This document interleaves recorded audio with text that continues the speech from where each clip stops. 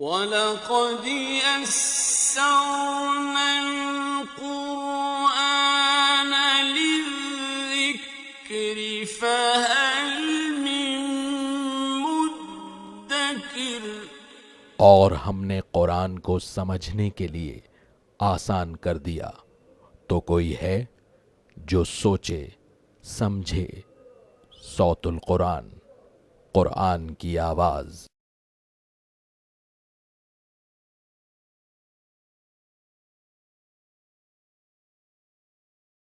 نحمده ونصلي على رسوله الكريم اما بعد فاعوذ بالله من الشيطان الرجيم بسم الله الرحمن الرحيم يا ايها الذين آمنوا اذا تداينتم بدين الى اجل مسمى فاكتبوه وليكتب بينكم كاتب بالعدل ولا يأب كاتب ان يكتب كما علمه الله فليكتب وليملل الذي عليه الحق وليتق الله ربه ولا يبخس منه شيئا فإن كان الذي عليه الحق سفيها أو ضعيفا أو لا يستطيع أن يمل فهو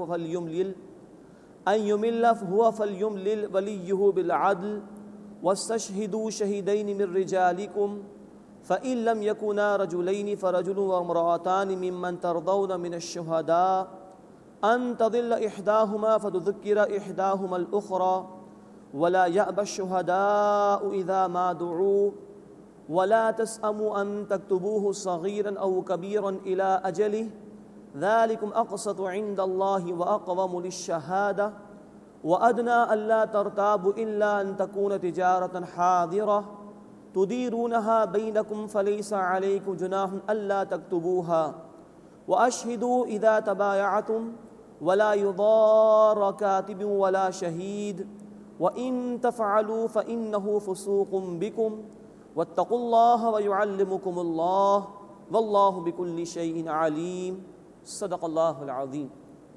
سورہ البقرہ کی آیت نمبر 282 سے ہم اپنا مطالعہ شروع کر رہے ہیں۔ یہ قرآن حکیم کی سب سے طویل ترین آیت ہے، اور اس آیت مبارکہ میں اللہ تعالیٰ نے قرض کے معاملات کے حوالے سے ہمیں بڑی اہم ہدایات عطا فرمائی ہیں۔ نوٹ فرمائی کہ ہمارا دین صرف نماز روزے کی تلقین نہیں کرتا، بلکہ یہ ایک مکمل نظام زندگی ہے، اور زندگی کے تمام معاملات کے لیے، چاہے وہ سیاسی مسائل ہوں، معاشی مسائل ہوں، معاشرتی مسائل ہوں، اجتماعی معاملات ہوں یا انفرادی معاملات ہوں، ہمارا دین زندگی کے ہر گوشے کے لیے رہنمائی عطا فرماتا ہے۔ اس آیت مبارکہ میں بھی اللہ تعالیٰ نے جو ہدایات ہمیں عطا فرمائی ہیں وہ بڑی دور رس ہیں، اور اکثر معاشی معاملات میں اور تجارتی معاملات میں لکھت پڑھت نہ ہونے کی وجہ سے، ٹرانزیکشنز کو ان رائٹنگ نہ لانے کی وجہ سے بہت بڑے بڑے جھگڑے اور نزاعات پیدا ہو جاتے ہیں۔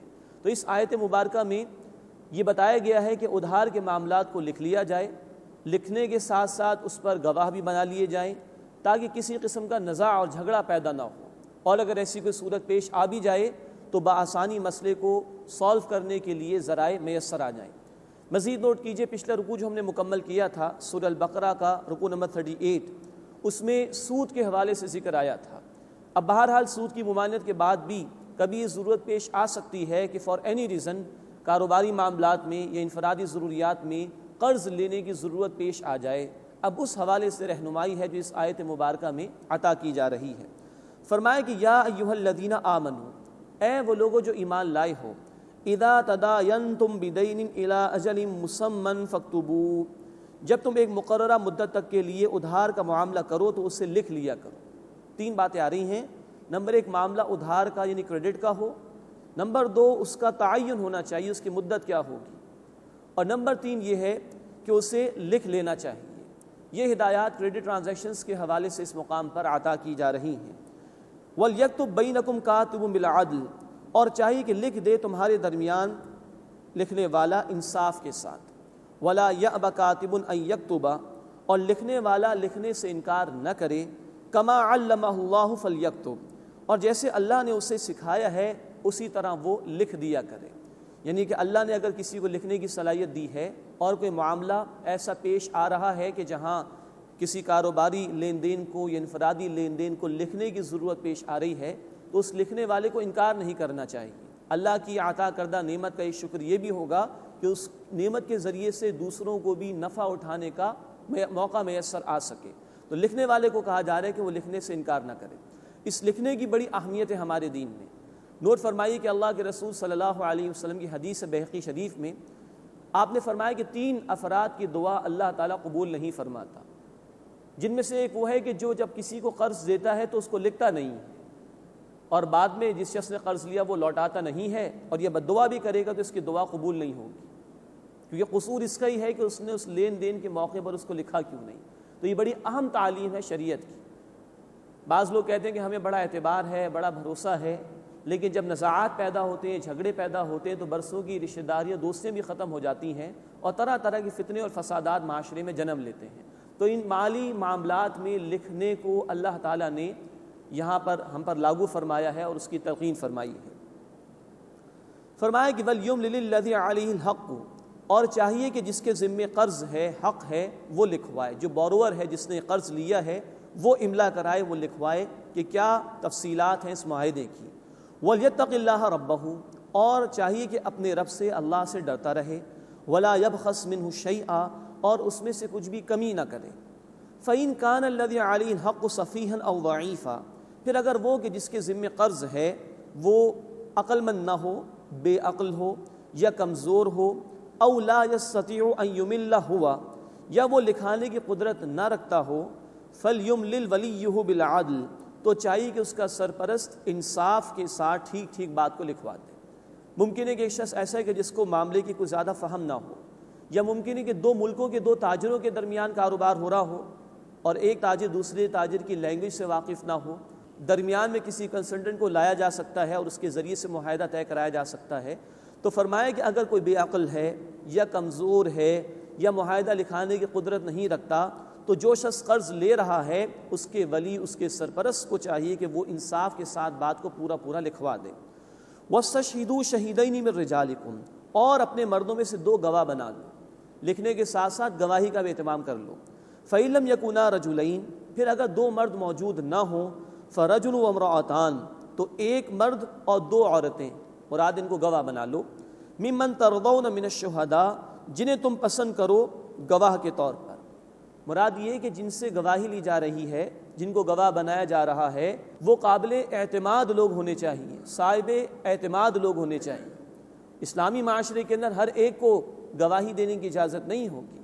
اگر کوئی جھوٹ بولنے والا ہے، کوئی وعدہ خلافی کرنے والا ہے، کوئی امانت میں خیانت کرنے والا ہے، صحیح بخاری اور صحیح مسلم کی روایت کے مطابق یہ منافق کی علامات ہیں، تو ایسے لوگوں کی گواہی نہیں قبول کی جائے گی۔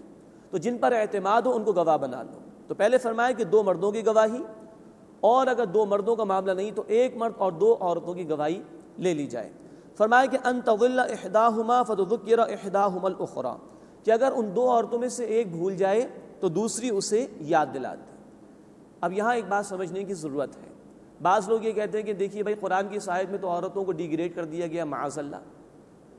یہ غلط تاثر ہے جو اس آیت مبارکہ کے اس جملے سے لیا جاتا ہے۔ دیکھیے اگر یہ کہا جائے کہ انسان اڑ نہیں سکتا اور کوا اڑ سکتا ہے، تو اس کا یہ مطلب تو نہیں کہ انسان کی ویلیو کچھ کم ہو گئی ہے، اس کو حقیر بتا دیا گیا ہے، قطعاً نہیں۔ جو لمٹس اللہ تعالیٰ نے عطا فرمائی اسی کے اعتبار سے معاملہ ہے۔ اسلامی معاشرت کو اگر پیش نظر رکھا جائے تو گھر کی ذمہ داری عورت کے حوالے کی گئی، اور عورتوں کے لیے زیادہ پسندیدہ بھی نہیں، نہ ان سے اس بات کی ریکوائرمنٹ ہے کہ وہ باہر معاشرے میں نکلیں اور معیشت کے کاروبار کو سنبھالیں۔ یہ ذمہ داری اللہ تعالیٰ نے مردوں کے حوالے کی۔ ہاں ضرورت ہو کسی عورت کو واقعتاً، کوئی اس کی کفالت کرنے والا نہیں تو بات الگ ہے، لیکن عام حالات میں گھر کی ذمہ داری، گھر کے معاملات کی ذمہ داری عورت کے حوالے کی گئی، اور باہر کی ذمہ داری مرد کے حوالے کی گئی۔ اس اعتبار سے اگر دیکھا جائے تو کیونکہ عورتوں کی انوالومنٹ زیادہ نہیں ہے کاروباری معاملات میں، اس لیے ان سے توقع نہیں کی جا سکتی کہ ان کو زیادہ سمجھ بوجھ ہوگی ان معاملات کی، تو 1 سے 2 بھلی ہو جائیں گی، تاکہ اگر ایک کچھ بھول جائے تو دوسری اسے یاد دلا دے۔ پھر یہ کہ اسلامی معاشرے کے اندر ہم غور کریں تو پردے کے احکامات موجود ہیں۔ اب ایک عورت اکیلی جائے کورٹ کچہری کے اندر تو اس کو کوئی جھجک محسوس ہوگی، ہیسیٹیشن محسوس ہوگی، تو بہتر ہے کہ ایک کے مقابلے میں 2 ہو جائیں تاکہ اس کے لیے گفتگو کرنا آسان ہو جائے۔ ان باتوں کو اور شریعت کے مزاج کو سامنے رکھا جائے تو یہ باتیں بآسانی سمجھ میں آتی ہیں۔ تو کاروباری لین دین میں، معاملات میں فرمایا گیا کہ اگر 2 مرد موجود نہ ہوں تو 1 مرد اور 2 عورتوں کی گواہی لے لی جائے، تاکہ اگر ایک عورت بھول جائے تو دوسری عورت اسے یاد دلا دے۔ وَلَا يَأْبَ الشُّهَدَاءُ إِذَا مَا دُعُوا، اور گواہ انکار نہ کرے جبکہ وہ بلائے جائیں، یعنی کہ گواہی دینا یہ لازم ہے، یہ بہت بڑا فریضہ ہے، تو اس سے انکار نہیں کرنا چاہیے۔ وَلَا تَسْأَمُوا أَن تَكْتُبُوهُ صَغِيرًا أَوْ كَبِيرًا إِلَىٰ أَجَلٍ، اور تم لکھنے میں سستی نہ کرو، چاہے معاملہ چھوٹا ہو یا بڑا، ایک مدت تک کے لیے۔ مراد ہے کہ مدت کا تعین ہونا چاہیے، اور معاملہ چاہے چھوٹا ہو یا بڑا ہو، ادھار کا معاملہ، اسے ضرور لکھنا چاہیے۔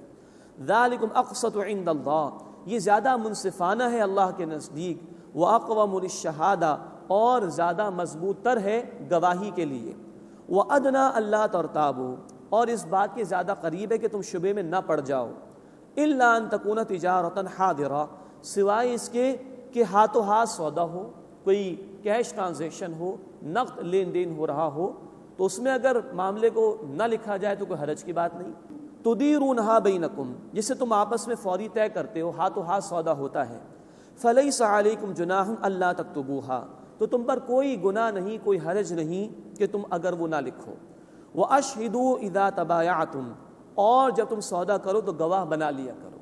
مراد یہ کہ اگر کوئی مستقبل کا سودا ہے، وہی ادھار کی بات آ گئی، یا کیش کا بھی کوئی ایسا سودا جس میں امکان ہو سکتا ہے کسی جھگڑے کا، زیادہ مالیت کا سودا ہے، تو بہتر ہے کہ اس پر کم از کم گواہ ضرور بنا لیے جائیں، تاکہ کسی قسم کی نزاع کی کیفیت باقی نہ رہے، کسی قسم کے بھی جھگڑے کی، کانٹرڈکشن کی کیفیت باقی نہ رہے۔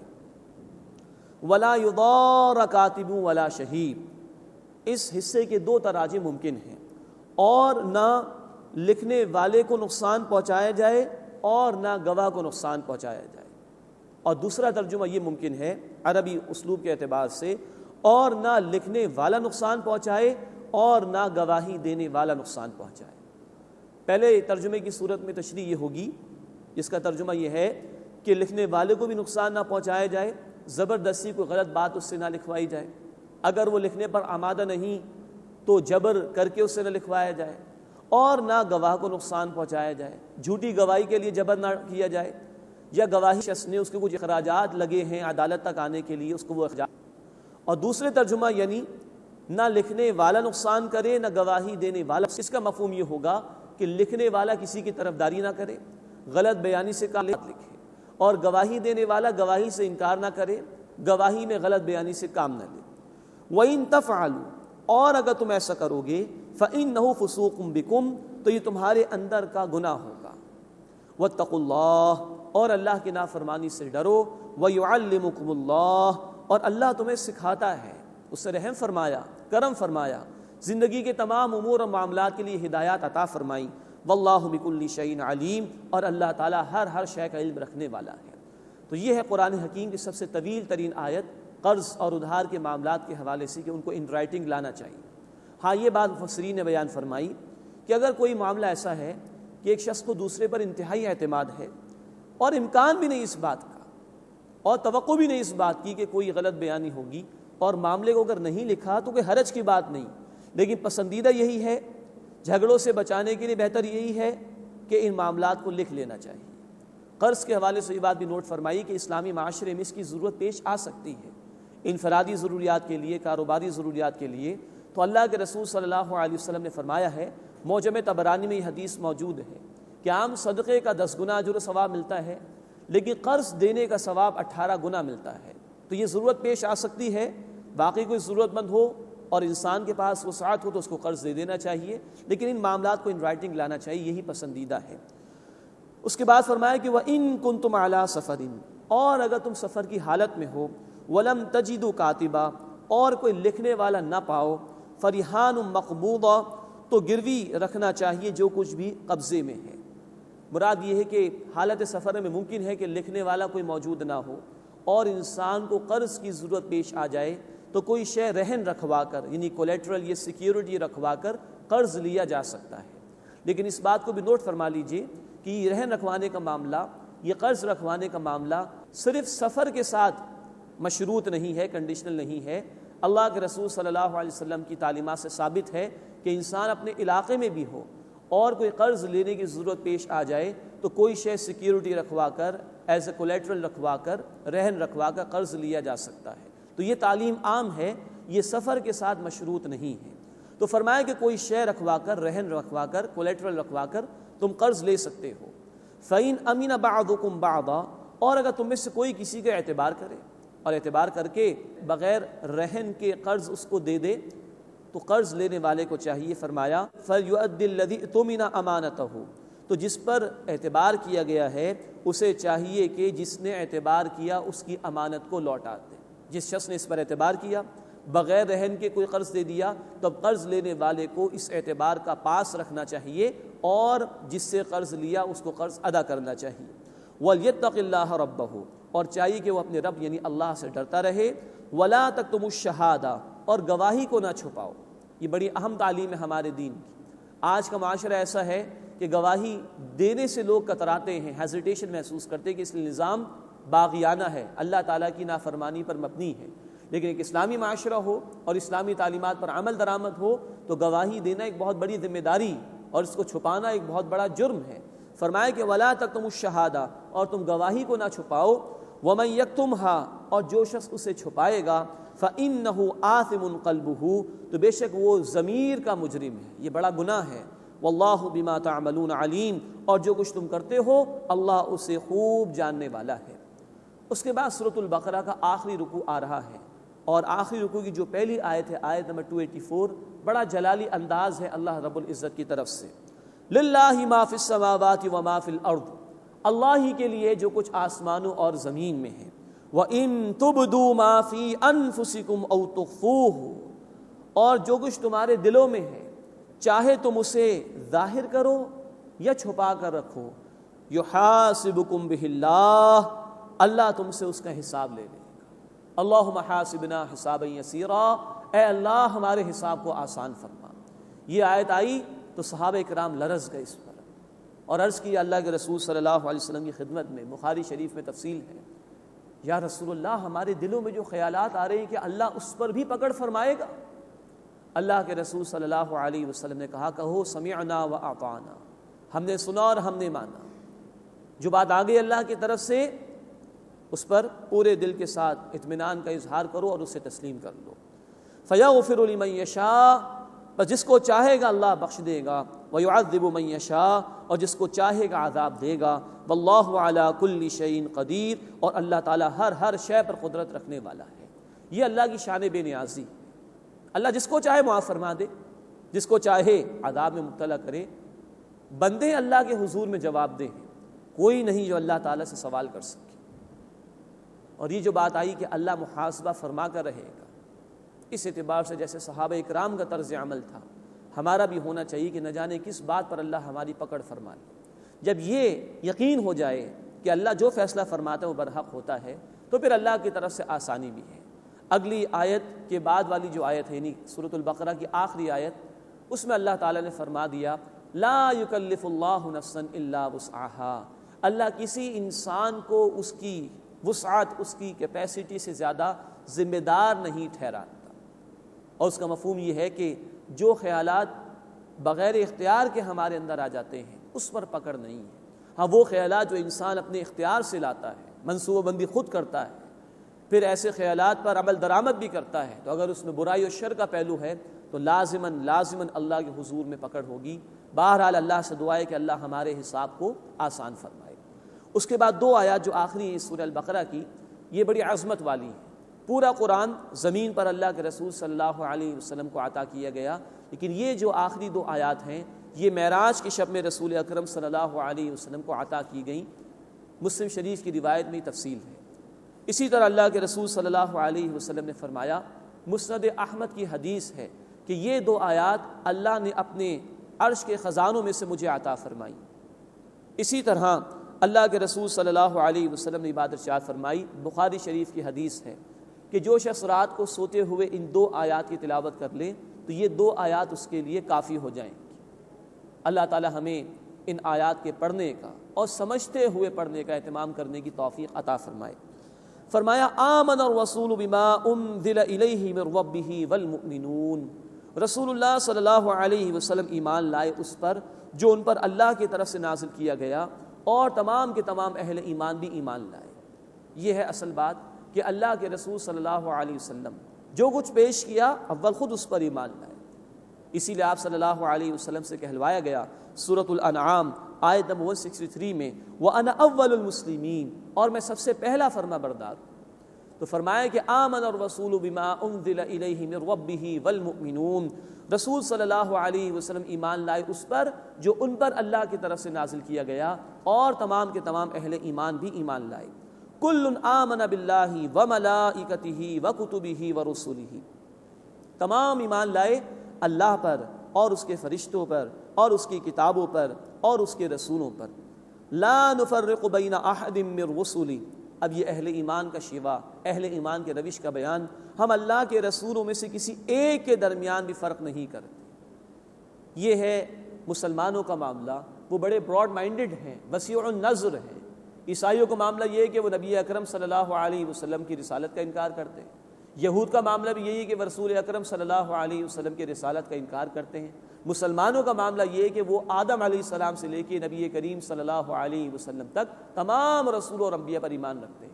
کسی ایک رسول کا انکار تمام رسولوں کے انکار کے برابر ہے، اس لیے کہ تمام رسولوں کو بھیجنے والی اتھارٹی وہ اللہ تعالیٰ کی ہے، اللہ کا اختیار ہے۔ کسی ایک رسول کا انکار کر دینا گویا اللہ کے اس اختیار کا انکار ہے جس کی بنیاد پر اللہ تعالیٰ نے رسولوں کو بھیجا۔ تو اہل ایمان کے یہ الفاظ نقل کیے گئے، لا نفرق بین احد من رسلہ، ہم اللہ کے رسولوں میں سے کسی ایک میں بھی فرق نہیں کرتے۔ وقالوا، اور انہوں نے کہا، سمعنا واطعنا، ہم نے سنا اور ہم نے اطاعت کی۔ اللہ یہ الفاظ ہمیں بھی دل کی گہرائیوں کے ساتھ ادا کرنے اور ان کے تقاضوں پر عمل کرنے کی توفیق عطا فرمائے۔ غفرانک، اے اللہ ہم تجھ سے تیری بخشش کا سوال کرتے ہیں۔ ربنا، اے ہمارے رب، وَإِلَيْكَ الْمَصِيرُ، اور تیری طرف لوٹ کر جانا ہے۔ یہ ہے جو دعائی الفاظ بھی آ گئے، اور یہ ہے جو ہمارے ایمان کا اظہار، اس کو اللہ نے الفاظ عطا فرما دیے۔ سمعنا وَأَطَعْنَا، یہ ہمارے ایمان کا اظہار جس کو اللہ نے الفاظ کا جامع عطا فرما دیا۔ سمعنا وَأَطَعْنَا، ہم نے سنا اور ہم نے اطاعت کی۔ غفرانک، ربنا، اے ہمارے رب ہم تیری بخشش کا سوال کرتے ہیں۔ وَإِلَيْكَ الْمَصِيرُ، اور تیری طرف لوٹ کر جانا ہے۔ لا يُكَلِّفُ اللَّهُ نَفْسًا إِلَّا وُسْعَهَا، اللہ کسی انسان کو، کسی نفس کو ذمہ دار نہیں ٹھہراتا مگر اس کی وسعت، اس کی کیپیسٹی کے مطابق۔ یہ بڑی رحمت والی آیت ہے۔ اس کا مفہوم یہ کہ اللہ تعالیٰ نے ہمیں اتنا ہی رسپانسبل ٹھہرایا ہے جتنا کہ ہمارے اندر طاقت ہے۔ وہ مزید مفہوم یہ ہوا کہ اللہ نے کوئی حکم بندوں پر ایسا نازل نہیں کیا کہ جس پر بندے عمل نہیں کر سکتے۔ وہ ہمارا خالق ہے، اس نے ہمیں پیدا فرمایا ہے، وہ ہماری لیمٹس کو جانتا ہے، ہم کس حد تک برداشت کر سکتے ہیں وہ جانتا ہے۔ وہ جانتا ہے کہ کیا بات میرے بندوں کے نفع کے لیے اور کیا بات میرے بندوں کے نقصان کے لیے ہے۔ اسی اعتبار سے اس نے احکامات عطا فرمائے۔ لا یکلف اللہ نفسا الا وسعها، اللہ کسی انسان کو اس کی وسعت سے زیادہ مکلف یعنی ذمہ دار نہیں ٹھہراتا۔ لہا ما کسبت وعلیہا ما اکتسبت، اس کے لیے ہے نیکی کا بدلہ جو اس نے کمایا، اور اس پر ہوگا گناہ کا وبال جو اس نے کمایا۔ لہا ما کسبت وعلیہا ما اکتسبت، انسان کے لیے نیکی کا بدلہ ہے جو اس نے نیکی کمائی، اور اسی انسان پر گناہ کا وبال ہے جو اس نے کمایا ہوگا۔ کوئی شخص کسی دوسرے کی جگہ جواب نہیں دے گا قیامت کے دن۔ سورہ البقرہ میں 2 مرتبہ ہم پڑھ چکے ہیں، آیت نمبر 48 اور آیت نمبر 123 میں، کہ ڈرو اس دن سے یعنی قیامت کے دن سے جب کوئی کسی دوسرے کے کام نہیں آئے گا، ہر ایک کو اپنا جواب خود دینا ہوگا۔ سورہ مریم آیت نمبر 95، کلہم آتیہ یوم القیامت فردا، ہر انسان کو اکیلے اکیلے اپنا جواب دینا ہوگا روز قیامت اللہ کے حضور میں۔ تو جو نیکی بھی انسان کمائے گا اپنے نفع کے لیے، جو بھی گناہ کرے گا اس کا وبال اسی پر ہوگا، کوئی شخص کسی دوسرے کی جگہ جواب نہیں دے گا۔ اس کے بعد بڑی جامع دعائیں ہیں جس مقام پر آ رہی ہیں۔ ربنا، اے ہمارے رب، لا تؤاخذنا ان نسینا او اخطأنا، ہمارا مواخذہ مت فرمائیو اگر ہم بھول جائیں یا ہم سے چوک ہو جائے۔ نسیان بھول جانا، بھولے سے کوئی کام ہو گیا۔ خطا کے معنی یہ کہ انسان ایک کام کرنے جا رہا تھا، چوک ہو گئی، کچھ اور دوسرا کام ہو گیا۔ ایک انسان شکار کر رہا تھا کسی جانور کا، غلطی سے گولی کسی انسان کو لگ گئی، یہ خطا ہے۔ ربنا لا تؤاخذنا ان نسینا او اخطأنا، اے ہمارے رب ہمارا مواخذہ نہ فرمائیو اگر ہم بھول جائیں یا ہم سے خطا ہو جائے، چوک ہو جائے۔ ربنا اے ہمارے رب ولا تحمل علینا اصرا کما حملته علی الذین من قبلنا، ہم پر بوجھ مت ڈال جیسا کہ تو نے ہم سے پہلے لوگوں پر ڈالا تھا۔ اے اللہ ایسی آزمائشیں نہ آئیں کہ جس کو ہم برداشت نہ کر سکیں، یا جیسے سخت احکامات کبھی پچھلے لوگوں پر آئے ان کی نافرمانیوں کی وجہ سے، ایسا معاملہ ہمارے ساتھ نہ ہو۔ ربنا ولا تحملنا ما لا طاقت لنا به، اے ہمارے رب ہم سے ایسا بوجھ نہ اٹھوائیو جس کی ہمارے اندر طاقت نہیں، جس کو ہم برداشت نہ کر سکیں۔ یہ دعائیں ہیں جو اللہ تعالیٰ نے ہمیں سکھائیں۔ واعف عنا، اور ہم سے درگزر فرما، واغفر لنا، اور ہمیں بخش دے، وارحمنا، اور ہم پر رحم فرما، انت مولانا، تو ہی ہمارا مولا ہے، پشت پناہ ہے، حامی ہے، فانصرنا علی القوم الکافرین، بس کفار کی قوم کے مقابلے میں ہماری مدد فرما۔ یہ بڑی جامع دعائیں جو اللہ تعالیٰ نے سکھائی ہیں۔ اب اس میں پہلی بات یہ نوٹ فرمائیے کہ نسیان اور خطا کا ذکر آیا۔ ابن ماجہ شریف میں حدیث ہے، اللہ کے رسول صلی اللہ علیہ وسلم نے فرمایا میرے رب نے میری اس امت سے 3 باتیں معاف فرما دی ہیں۔ نسیان، وہ کام کے جو بھول سے ہو جائے، خطا چوک ہو جائے وہ بھی معاف فرما دی، اور نمبر 3 وہ اعمال جو بالجبر کرا لیے جائیں۔ کسی نے گن پوائنٹ پر جو ہے کوئی غلط بیانی کرا لی، کوئی غلط سائن کرا لے کسی ڈاکومنٹ پر، تو یہ بالجبر عمل ہے۔ تو خطا، نسیان اور بالجبر کرائے گئے اعمال اللہ نے اس امت پر معاف فرما دی۔ کتنی رحمتیں اللہ کی۔ اور پھر وہ دعائیں بھی سکھا رہے کہ اللہ ہم پر ایسا بوجھ نہ ڈال جس کو ہم برداشت نہ کریں، ایسا بوجھ نہ اٹھوا کہ جس کو ہم برداشت نہ کر سکیں۔ وہ معاملات ہمارے ساتھ نہ ہو آزمائشوں کے جو گزشتہ لوگوں کے ساتھ ہوئے۔ واعف عنا، اور ہم سے درگزر فرما، معاف فرما، واغفر لنا، اور ہمیں بخش دے، وارحمنا، اور ہم پر رحم فرما، انت مولانا، بے شک تو ہی ہمارا مولا ہے، پشت پناہ ہے۔ اس کے متعلق بھی نوٹ فرمائیے، بخاری شریف کی حدیث ہے، اللہ تعالیٰ فرماتے ہیں جب بندہ یہ دعائیں کرتا ہے تو اللہ فرماتے ہیں قد فعلت، I have done this، میں یہ کر چکا، نعم، ہاں ہاں میں نے قبول کر لیا۔ اتنی گارنٹی اللہ کی طرف سے، تو اتنے ہی وثوق اور یقین اور توجہ کے ساتھ ہمیں دعائیں کرنی چاہیے۔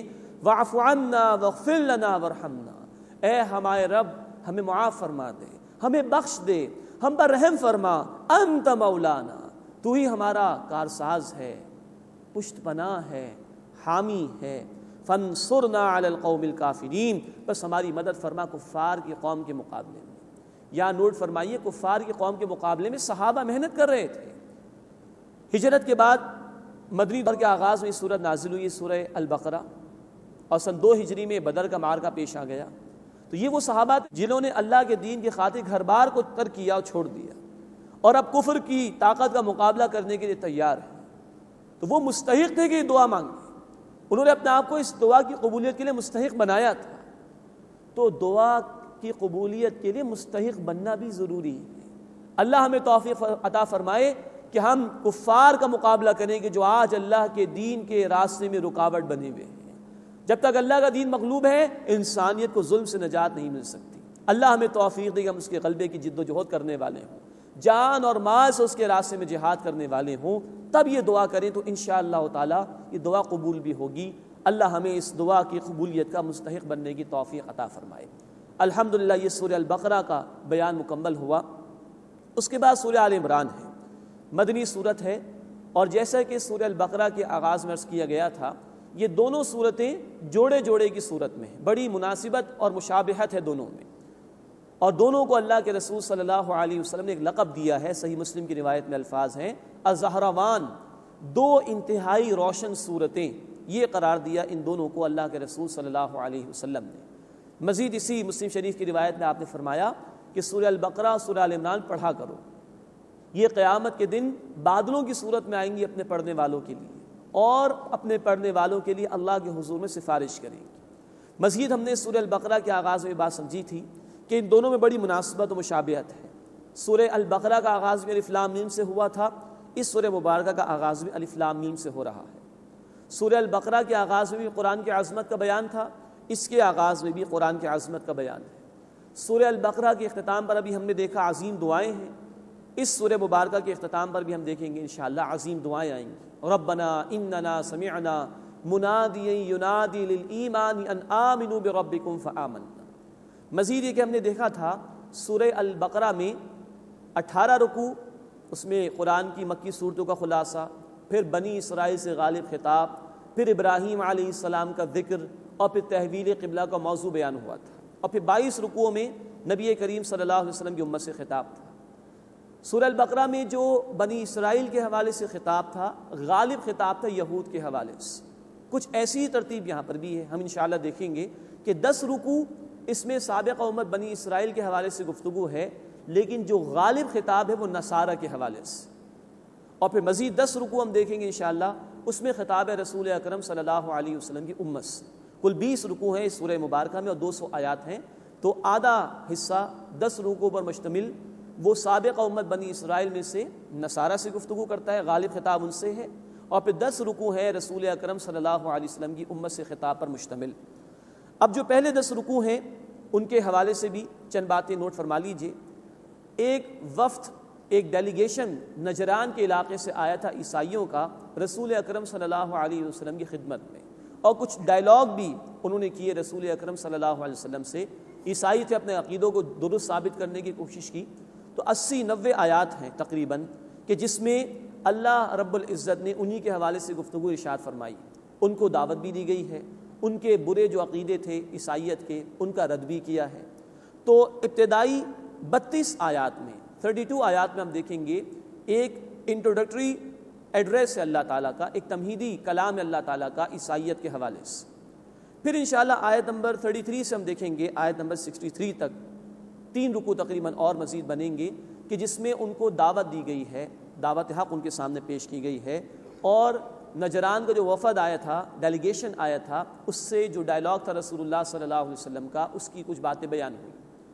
تو پہلے 32 آیات جس میں 3 رکوع ہیں، تمہیدی کلام ہے، پھر 3 رکوع میں مزید گفتگو ہے نجران کے وفد کے حوالے سے، پھر 4 رکوع میں ہم دیکھیں گے بڑی پرزور دعوت ہے جو بنی اسرائیل کے ان لوگوں کو دی گئی ہے رسالت محمدی صلی اللہ علیہ وسلم کے حوالے سے۔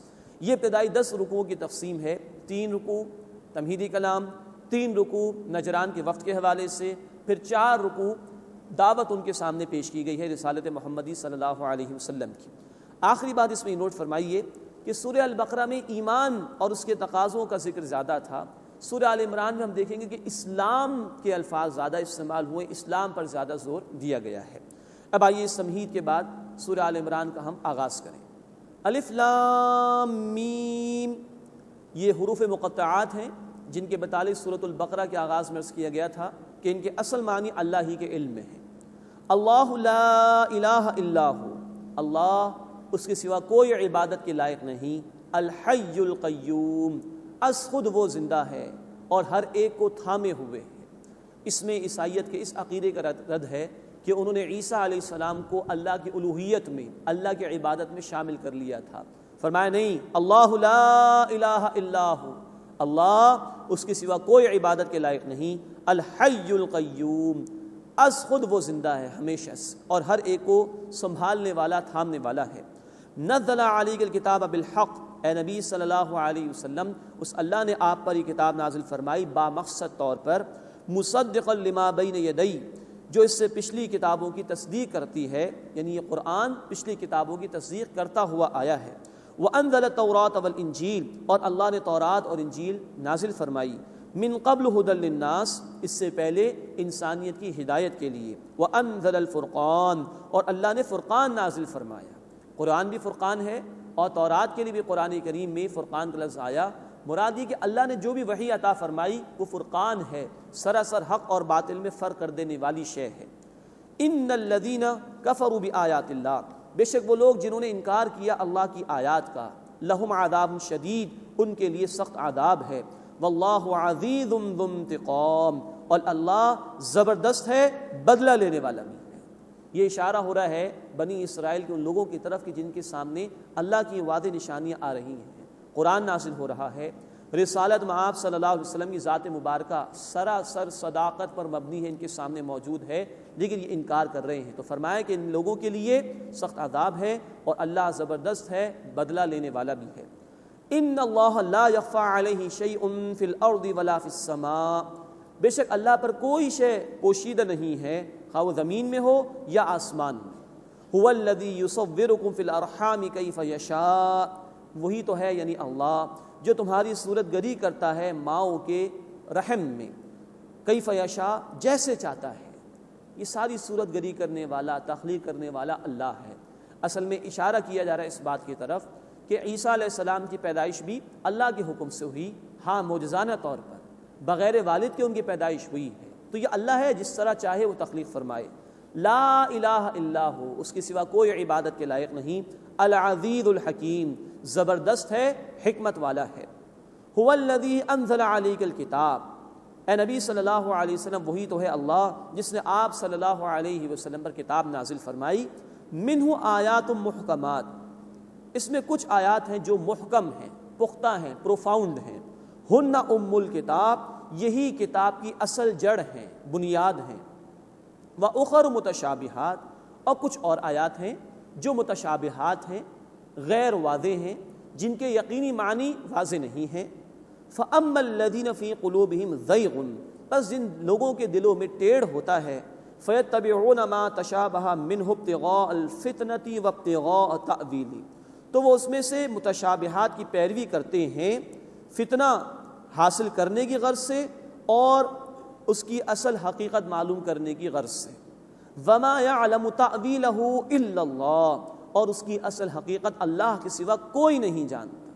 وَالرَّاسِخُونَ فِي الْعِلْمِ، اور جو لوگ علم میں گہرائی رکھتے ہیں، یقولون، وہ کہتے ہیں، آمنا بہ، ہم اس پر ایمان لائے، کل من عند ربنا، سب کا سب ہمارے رب کی طرف سے ہے، وما یذکر الا اولو الالباب، اور عقل مند لوگوں کے سوا کوئی بھی نصیحت حاصل نہیں کرتا۔ اب اس آیت مبارکہ میں دو قسم کی آیات ہیں جو اللہ تعالیٰ نے بیان فرمائی۔ قرآن حکیم میں ایک آیات تو وہ ہیں جن کو محکمات کہا جاتا ہے، محکم، پختہ، پروفاؤنڈ کے معنی میں، جن کے معنی بالکل واضح ہیں۔ قرآن کہتا ہے اقیموا الصلاۃ، نماز قائم کرو، بات واضح ہے، وضاحت سنت رسول صلی اللہ علیہ وسلم سے مل جاتی ہے۔ قرآن کہتا ہے وآتوا الزکاۃ، زکوٰۃ ادا کرو، بات بالکل واضح ہے، تفسیر سنت رسول صلی اللہ علیہ وسلم سے مل جاتی ہے۔ یہ ہے محکمات، اور یہی کتاب کی اصل جڑ اور بنیاد ہے، جو کہ بالکل واضح ہیں، جن کے معنی میں کوئی شک اور شبہ نہیں ہے۔ دوسری قسم کی آیات وہ ہیں جن کو قرآن نے کہا متشابہات، جن کے معنی میں کچھ شبہ ہے، جو غیر واضح ہیں، جن کے اصل معنی ہمارے علم میں نہیں ہیں۔ اہل علم، اللہ پر ایمان رکھنے والے، ان کا طرز عمل تو یہ بیان ہوا، وہ دونوں پر ایمان رکھتے ہیں، محکمات کو بھی مانتے ہیں، متشابہات کو بھی مانتے ہیں۔ محکمات کیونکہ واضح ان میں احکامات ہی ہیں، وہ شریعت کے ڈوز اینڈ ڈونٹس سے متعلق ہیں، یہ کرنا یہ نہیں کرنا، تو محکمات پر عمل درآمد کرتے ہیں، اور متشابہات کے چکر میں نہیں پڑتے، اس کی قرید میں نہیں جاتے، اور ایمان رکھتے ہیں سب کچھ اللہ کی طرف سے۔ متشابہات کی چند مثالیں ہم نے آیت الکرسی میں پڑھا، وسع کرسیہ السماوات والارض، اللہ کی کرسی آسمان و زمین پر پھیلی ہوئی ہے، ہمارے علم میں نہیں اس کی حقیقت کیا ہے۔ اللہ کا عرش، ہمارے علم میں نہیں اس کی حقیقت کیا ہے۔ تو اس طرح جو امور غیب سے متعلق باتیں ہیں یہ متشابہات میں شامل ہیں۔ جنت ہے، جہنم ہے، ہمارے علم میں اس کی اصل حقیقت نہیں، ماننا ایمان کا حصہ ہے، لیکن اصل معنی اللہ کے علم میں ہی ہے۔ تو ایمان والوں کا طرز عمل تو یہ ہے، محکمات کو بھی ماننا، متشابہات کو بھی ماننا، محکمات کے تقاضوں پر عمل درآمد کرنا، اور متشابہات پر مانتے ہوئے اس کے معنی کو اللہ کی طرف لوٹانا۔ لیکن جن کے دلوں میں کجی ہوتی ہے، ٹیڑھ ہوتا ہے، جو اللہ کی اطاعت پر کاربند رہنا نہیں چاہتے، فتنہ چاہتے ہیں، فساد چاہتے ہیں، اور اللہ کی وحی کے مقابلے میں اپنی عقل کو زیادہ ترجیح دیتے ہیں، عقل کے گھوڑے دوڑانے کی کوشش کرتے ہیں، وہ متشابہات کے پیچھے پڑے رہتے ہیں اور ان کی معنی تلاش کرنے کی کوشش کرتے ہیں۔ یہ وہ لوگ ہیں بیسیکلی اصلاً کہ جو ہدایت سے محروم کر دیے جاتے ہیں، جو اللہ کی رضا سے پھر دور کر دیے جاتے ہیں۔ تو اہل ایمان کا شیوا یہ ہے، محکمات متشابہات دونوں کو مانو، محکمات کے تقاضوں پر عمل کرو، اور متشابہات پر ایمان رکھو اور اس کے معنی کو اللہ کی طرف لوٹا دو۔ اسی میں بھلائی ہے، اسی میں فائدہ ہے، یہی راستہ سیف اور محفوظ ہے۔ ہاں ایک مسئلہ ہے سائنٹیفک فیکٹس کے حوالے سے، قرآن حکیم سائنس کی کتاب یقیناً نہیں ہے، ہدایت کی کتاب ہے، ہدی للناس، سورہ البقرہ آیت 185، یہ تمام انسانیت کے لیے ہدایت ہے۔ لیکن قرآن حکیم دنیا کی عظیم ترین کتاب ہے۔ اللہ تعالیٰ نے چلتے چلتے کچھ ایسی باتیں بھی بیان کر دی کہ آج انسانیت اس کو ڈسکور کر پا رہی ہے۔ تو قرآن حکیم میں بیان کردہ سائنٹیفک فیکٹس جو اس دور میں جا کے ڈسکور ہو رہے ہیں، اور قرآن حکیم میں ان کا بیان موجود ہے تو ان کو قبول کر لینے اور ان کو بیان کرنے میں کوئی حرج نہیں ہے۔ ہمارے اسلاف، ہمارے گزشتہ علماء، ان کے دور میں یہ ریسرچ نہیں ہو سکی تھی، ان کے معنی ان کے علم میں نہیں تھے، لیکن اب کیونکہ ریسرچ ہو رہی ہے، ڈسکوریز ہو رہی ہیں، تو یہ چیز کہ جو سائنٹیفک فیکٹس سے متعلق باتیں ہیں وہ گویا کہ غیر واضح سے نکل کر واضح ہو جائیں گی، وہ اس عارضی متشابہات میں سے نکل کر واضح ہو جائیں گی، تو ان کو سمجھا بھی جا سکتا ہے، ان کو بیان بھی کیا جا سکتا ہے۔ اس کے بعد اہل ایمان کی بڑی پیاری دعا بیان کی جا رہی ہے، کیونکہ جو لوگ متشابہات میں پڑ جائیں وہ گمراہی کی طرف چلے جاتے ہیں۔ فرمایا اہل ایمان کی دعا کے ضمن میں ربنا، وہ یہ دعا کرتے ہیں اے ہمارے رب، لا تزغ قلوبنا بعد اذ ہدیتنا، ہمارے دلوں کو ٹیڑھا مت فرما دیجیو اے اللہ جبکہ تو نے ہمیں ہدایت عطا فرما دی، تو نے ہی ہدایت دی، تو نے ہی ماننے کی توفیق عطا فرمائی، اب اس ماننے کے بعد اے اللہ استقامت بھی عطا فرما دے، ہم کہیں بھٹک نہ جائیں، ہم کہیں متشابہات کے چکر میں نہ پڑ جائیں، ہم کہیں عقل کے فتنے کا شکار نہ ہو جائیں، ہم کہیں نفس و شیطان کے فریب میں نہ آ جائیں۔ ربنا، اے ہمارے رب، لا تزغ قلوبنا بعد اذ ہدیتنا، ہمارے دلوں کو ٹیڑھا مت فرما دیجیے بعد اس کے کہ تو نے ہمیں ہدایت عطا فرما دی، وہب لنا من لدنک رحمہ، اور ہمیں اپنی جناب سے، اپنے پاس سے رحمت عطا فرما، انک انت الوہاب، بے شک تو سب سے بڑھ کر عطا فرمانے والا ہے۔ یہ ہے اہل ایمان کا طرز عمل۔ ہدایت کلیتاً اللہ کے اختیار میں ہے، اور ہدایت اس بات کا نام نہیں کہ ایک دفعہ مل جائے یا حاصل ہو جائے، بلکہ بندے کو ہدایت پر ہدایت کی ضرورت ہے، مرتے دم تک ہدایت کی ضرورت ہے۔ اس لیے ہر آن اللہ کے حضور جھکنا چاہیے، ہر آن اللہ کے حضور اپنی یہ دعائیں رکھنی چاہیے کہ اللہ جب تو نے ہدایت عطا فرما دی تو اس پر استقامت بھی عطا فرما، ہمارے دلوں کو ٹیڑھا ہونے سے محفوظ فرما دے۔ ربنا، اے ہمارے رب، لا تزغ قلوبنا بعد اذ ہدیتنا، ہمارے دلوں کو ٹیڑھا مت فرمائیو بعد اس کے کہ تو نے ہمیں ہدایت عطا فرما دی، وہب لنا من لدنک رحمہ، اور ہمیں اپنی جناب سے، اپنے پاس سے رحمت عطا فرما، انک انت الوہاب، بے شک تو سب سے بڑھ کر عطا فرمانے والا ہے۔ ربنا، اے ہمارے رب، انک جامع الناس لیوم، بے شک تو لوگوں کو جمع فرمانے والا ہے اس دن، لا ریب فیہ، اس کے آنے میں کوئی شک نہیں ہے۔ یہ خوف اہل ایمان پر طاری رہتا ہے، اس لیے وہ اللہ کی ہدایات کے تابع رہنے کی کوشش کرتے ہیں، وہ خود قرآن کے تابع رہنے کی کوشش کرتے ہیں، نہ کہ یہ کہ قرآن کو اپنے تابع کر لیں، تو ڈرتے ہیں اس دن سے جس دن اللہ کے حضور پیشی ہے۔ ربنا، اے ہمارے رب، انک جامع الناس لیوم، بے شک تو لوگوں کو جمع فرمانے والا ہے اس دن، لا ریب فیہ، جس کے آنے میں کوئی شک نہیں ہے، ان اللہ لا یخلف المیعاد، بے شک اللہ تعالی وعدے کے خلاف کرنے والا نہیں۔ یقین اہل ایمان کا وہ دن برحق ہے، وہ دن آ کر رہے گا، اللہ کے حضور پیشی ہو کر رہے گی، اس سے ڈرتے ہیں اور اللہ سے ہدایت کی دعا کرتے ہیں۔ اللہ ہمیں بھی اپنے اہل ایمان بندوں میں شامل فرمائے، اور اے اللہ تو نے ہمیں جو ہدایت عطا فرما دی اب ہمیں اس پر استقامت عطا فرما۔ اے اللہ تو نے ہمیں قرآن کی طرف آنے کی توفیق عطا فرما دی، اے اللہ اس قرآن کو تھامتے ہوئے آگے بڑھنے کی توفیق عطا فرما، اور ہمارے دلوں کو ٹیڑھا ہونے سے محفوظ فرما، اور آخرت کے دن جو جواب دہی ہے اے اللہ ہمیں اس کی تیاری کی توفیق عطا فرما، اور اس دن کی ذلت اور رسوائی سے ہماری حفاظت فرما۔ آمین یا رب العالمین، وآخر دعوانا ان الحمد للہ رب العالمین۔